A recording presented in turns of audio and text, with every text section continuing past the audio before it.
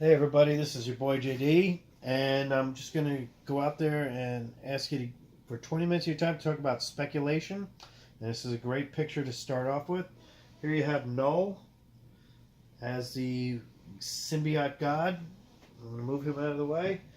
Okay, this is a great way to start speculation. So Reggie Simmons, who does a great YouTube channel, talks about comics, maybe puts out one or two videos a day sometimes. It's hard to keep up with him. I never will. I'll put out one or two a month. And we love comics. It puts out a ton as well. Great job, Chris.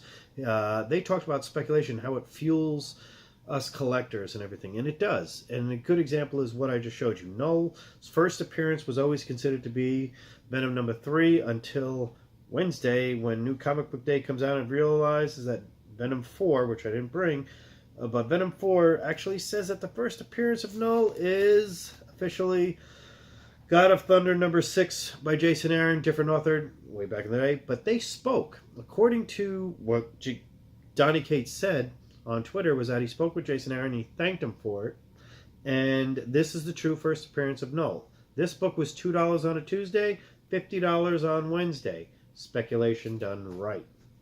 If you were speculating that, you were brilliant, because this is actually the first appearance of the sword that the guy used, Necro Sword, $2, $4, now $15, $20. What I'm going to tell you right now is this has happened before with the same author, actually. Thanos 13 came out, all of a sudden had Cosmic Ghost Rider. Everybody bought it. Speculation drove this $4 book to over $100 right away. And this book in its condition, graded, is $125. It happens. Speculation has been good for us. It's been great for our collecting. It's been great for everything. Donny Cates has done everything from Redneck to God Country to Atomic Hawk, and everything sells well. Those books are about $20 to $40 a piece. Every book I'm going to show you right now you can get for under $40, and it's speculation. But I'm going to talk first about speculation. I have 25 years in the stock market, in working in the stock market. I've seen speculation. I've been collecting comics for 35 years. I will tell you this. It's similar. And I'm going to give you two pieces of advice. One, these aren't lottery tickets. You get more from a comic book than you'll ever will a lottery ticket that loses. If you're buying comics just to make money, you will go broke. It's not going to work. If you're buying comics to enjoy them and love them and like them and keep them and hold them, you'll be just fine. If you can do a little bit of both. You can make a little money if you wanted to, and I'm going to give you some speculation that I have, as well as some honest to God good comics to own. So here's Ultimate Fallout 4. We all know what happened here. This was a $20 book for the first appearance of Miles Morales. The trailer came out recently on the animated series of Spider-Verse, and this became a $40 book overnight. That's doubling your money if you were to buy and sell. Congratulations, that bought and sold. I actually like the book, and I also think there's a lot more from Miles Morales than there is. But it goes against my belief. I believe you should buy on the rumor and sell on the trailer, or buy on the rumor and sell before the first episode. Two examples of that would have been Fantastic Four 45, which was Inhumans, which skyrocketed about 300% between its first announcement by the MCU and the first episode. And it then plummeted 350%. So if you bought it during the time, if you didn't catch it just right, you might have lost money if you were buying and selling the book, because the show didn't do well. The opposite of that is Black Panther, who you bought on the rumor and you bought on the trailers and you bought on the movie when the movie first came out. It actually went up twice as much. It doubled in value this week after Black Panther came out, because that's how popular of a movie and great movie it really was, as opposed to the Inhumans, which was bad. So we talk about Death of Inhumans. I'm going to talk about Death of Inhumans a little bit more. Donny Cates also writes Death of Inhumans. He introduces a character known as Vox. Very cool villain. This is one of the variants of the first issue. Issue number 2 comes out this week. I'm going to tell you that this is known as the first appearance of Vox. And I'm going to ask you if it is or isn't, because I don't know. Here's speculation about it. This is a book called Avengers Initiative 7. I have a copy here that I had opened, and I borrowed one from a friend. And there's a scene in here that says Louisville, Kentucky. And the character's name is Vox. Look at the character I showed you before. Here. Okay? And look at this guy. His name is Vox. His powers are the same. Is it the first appearance of Vox? I don't know, but I am currently speculating on this book. Because I think this could be the first appearance of Vox and everything Donny Cates turns to gold. So that's just something, a little tidbit out there. Key Collector Comics agrees with me, or thinks it's speculation. Recently, also, Old Man Logan 43 came out, first appearance of Joy Jones. Spoiler alert, it's first appearance of Vendetta. But her name is Joy Jones. And everybody thinks it's the first appearance, but Joy Jones actually appears for the first time in Bullseye #1. Look it up. Marvel agrees with me. That's the first appearance. Now, this is not jumped up on eBay. These are all dollar books, $2 bin books you can get. And this is what I'm talking about, speculation. This is the speculation I believe in. Right now, there's a book that came out last week, Infinity Wars Prime. Everybody knows that this is the first full appearance of a character known as Requiem. Requiem comes out. She does what she has to do in Infinity Prime. Next week, we find out who she is. But is that her first appearance? No. Infinity Wars Countdown 4, which was 2 weeks or 3 weeks before that. Maybe even 4 weeks before that. This was the first appearance. She's mentioned, and she's in the background. Therefore, it's a first appearance in a cameo or unmentioned appearance. First unmentioned appearance. So I mentioned something called buy on the rumor, sell on the trailer. I'm going to give you a bunch of books now that haven't hit trailers yet that are all television series, okay? Or all movies that are going to happen, or at least optioned, okay? Or could be. And this is just rumor, but I'm not starting it. I'm going to base it on real fact.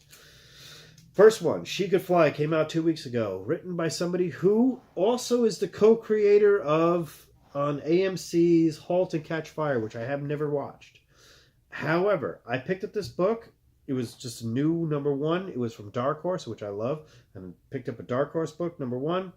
Looked at it, and it said co-creator of there. I said, let me grab a second copy. Why did I grab a second copy? Because this guy already has affiliation with television. So it's probably going to be TV series. It's going to be The Walking Dead. I don't know. It's on AMC. I don't know. But either way, it was $4. If it goes up, great. And I could sell it and put it towards a grail. If not, I still read a pretty good book. So you don't lose anything as you do with lottery tickets. But we need speculators to do what they do, because they make us collectors that go every week going back and keeping our LCSs open, local comic shop. Here's Infidel. This came out a little while ago. I know people have seen it. Infidel was just optioned for TriStar Pictures. This was a Virgin variant I bought when it first came out for $5. It's out to $7, $8. It's a great turnaround, great return on an investment if I choose to sell it. However, if it's about to TriStar, it could be pretty good, you know. And I do like the book, so I'm keeping it for now, but that's another speculation. Infidel #1 by Image. Here's another one. Gail Simone writes Crosswind, which no longer is around. However, there's been a lot of talk, and now Sci-Fi picked it up as a TV series. Nothing has come out yet, but Gail Simone's got a lot of power in the industry, and she is focusing primarily on this type of genre. She has left other comic areas. Aberrant. This is something that happened last week at San Diego Comic-Con. Ryland Grant was approached by Tony Kurtz. Tony Kurtz is with HBO, and well, he's originally with 24. He was the executive producer of 24, and said, hey, I really want to make this into, this is a variant cover, but I'll show you the real cover. I want to make this into a series. It's been 2 issues. The second issue came out the day before he talked to the guy. Happened Thursday. The other one came out on Wednesday. That's what's happening. The media industry is going to comic books because they're already established. You pitch an idea, you pitch a void in the industry, and like She Could Fly had a void in the industry, and a void in the industry, a void on the marketplace means they can add more people, which means they can get more revenue, which is what this is about. So here's Aberrant #1's cover, and here's the alternate cover here with Billy D. Williams. #2 covers are hysterical. If you ever get a chance to look at the San Diego Comic-Con cover and you like the movie Coming to America, you're going to love that cover. It's McDowell's. Here's one. Again, non-Marvel. I'll get to Marvel really quickly. Here's one. This is Body Bags 1 from Dark Horse as well. It's one of my. I like this series. Problem is, it only lasted four issues. But Dave Bautista has been cast as the lead in the movie when this comes out. It's not going to be called Body Bags. I forget what it's going to be called, but it's based on this comic. You can look it up. This book went. Key Collector Comics hit the home run on this one. They announced this out. It actually started flying on eBay. It went from $3 to $40. This you can still find in your dollar bins.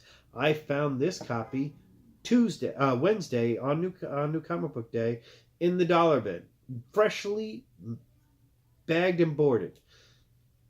I paid $2 for it. Did I tell them? Yeah. I go there enough. They just gave it to me. I paid $2 for it. I'm going to talk about Alpha Flight. This is Marvel now. Alpha Flight. 2 reasons. 1, it's first appearance of Namor's wife. Fantastic Four Namor, or Namor from original Marvel. Timely. Marvel, you know the Disney Fox merger. We all know about it. Namor is one of those key characters I think the MCU really wants. DC's putting out their Aquaman, and Marvel doesn't like anybody having a leg, whether it be land, sea, air, or space. They've got space covered, they got land covered, air. We'll see about Superman. They need to cover the sea, and they need Namor for that. This is the first appearance of Namor's wife. It's a later on book, but there's also like 5 first appearances in here. Speculation is this is an $8, $9 book right now. It could go up, it might not. But this is something I would invest in. Alpha Flight #1. Another one I'd invest in, and this is based on the movie that came out recently. It's called Micronauts. It could be Quantum Realm. They came from inner space, which you saw there, so they're really tiny and everything else. And their whole world down there that hang out in the Quantum Realm, big in the MCU right now. The same part is that I think this was optioned, or I've heard that either this or Rom, Rom #1, the writer for Ready Player One is writing a screenplay for this, and has already been optioned into a movie. Both have been considered, but this has been optioned into a movie. So, Marvel MCU drives a lot of things up. We know that, okay? But there's a movie coming out, Captain Marvel movie. And I want to talk a little bit about books you can get in now before the trailer. In other words, buy on the rumors, sell on the trailer. So the first is, who's the bad guy going to be? Because I'm not going to talk about first appearance of Carol Danvers. I'm not going to talk about Miss Marvel 1. I'm going to talk about who the first villain could be. I hear Phyla-Vell could be. And there you go. This could be the first appearance. It's Captain Marvel 16 and 17. If you want, you can look it up on there. See who the first appearance is. Go to Key Collector Comics. They agree. These are actually, if Captain Marvel's as hot as it could be, these are definitely undervalued. What if you could have the first appearance of Killmonger before the trailer hit? Think about that. Similar situation. Another Captain Marvels I'd collect would be some of Kelly's books. Captain Marvel #1, Captain Marvel #1, #2. So #1, 2 different books, 2 different series. I said Kelly, I should say her full name. Kelly Sue DeConnick. Kelly's. This is probably what it's going to be based on. First time she's ever called Captain Marvel, and this is just big because there's a lot of, this is where Kamala Khan comes in and everybody else. Not in this issue, but their later issues. But we're talking about the Captain Marvel movie.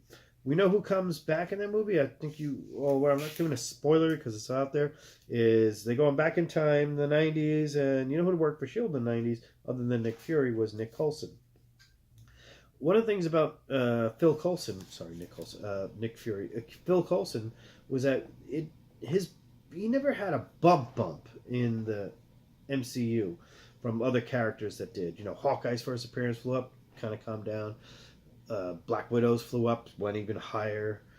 Phil Coulson didn't. I'm going to give you the first 2 appearances of him. First appearance, and the reason why the first 2 appearances, because he was called Cheese, is first appearance of a character known as Cheese. It's a code name like Maverick for Top Gun or whatever. Cheese. The next one was his Cheese revealed to be Phil Coulson. It's Battle Scars 1 and Battle Scars 6. Speculation. It's what it's about. I'm going to tell you that this is what I'm speculating in. Take it for a grain of salt. You know I own these books, so there you go. Another part about the movie. Remember when Banner says, we got to work some things out? What if they became really smart? First appearance of Professor Hulk. Now, there are two other variants of this one.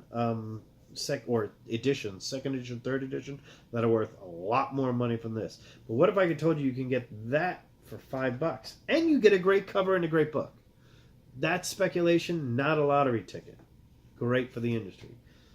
The next ones, I'm going to shout out to Reggie. I'm going to shout out to Reggie Simmons on this one because I had to dig these out because I'm a big Steve Ditko fan and I know I had a lot of covers of his, a lot of them. I'm going to show one at the end of this just for Reggie. One of the big things about that one is the Doctor Strange first appearance of the Living Tribunal and why I think this is a key book. In any way, first of all, it's a Jim Steranko cover. And these you could probably pick up in fine, very fine condition, 6.5s up to maybe 8s, below $40-50. I mean, you might pay a little bit more because it's been talked about recently, but I think you can dig it down and find it pretty reasonably. I mean, I think I paid, it says 21, but I got, 40% off, and this is about a 6.5 condition. I paid $14. It was 30% off, and I did this last Saturday. This is my second copy of it. It was the one that was out. I have one that's really nice, 9.0 condition that I've had for a while. This is about a 9.0 condition in 158. Again, same situation there. First appearance of the Living Tribunal.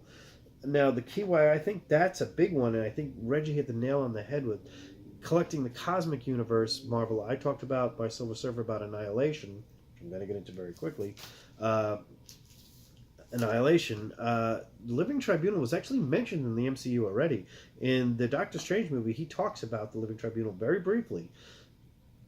It means he's already interacted. And if he sees 14 million ways, I'm sure there's about maybe 6 or 7 ways that in his 14,680,000 ways that he found a way to beat that Thanos, that Living Tribunal might have been in there. I'm not saying it happened. I talked about Annihilation series. The big bad guy in the Annihilation series, or the bad guys, led by Annihilus. So his first appearance. Now this book is a little bit different. This book is old. It's called the Fantastic Four Annual number 6. So the Fantastic Four debuted in 61. Annual 6 actually comes out, I think, in 67. And it's not that, like, it's just like math and everything else, 6 plus there. But you have to think of 5 was the first solo appearance of the Silver Surfer. 6 is the debut of Franklin Reed, who is the kid of Sue Storm and Richard Reed, or, non-bearded Mr. Fantastic. But it's also the first appearance of this guy right here known as Annihilus, who runs the Annihilation series. Another key cosmic character to cat if you're going to do this. Again, speculation, maybe, maybe not. I've never seen these in 8 or higher conditions. There's a bunch of us that look out there for them. I have my best copy in front of you. I've got 2 other copies that I've been collecting for a while. It's a great read if you ever want to read the books.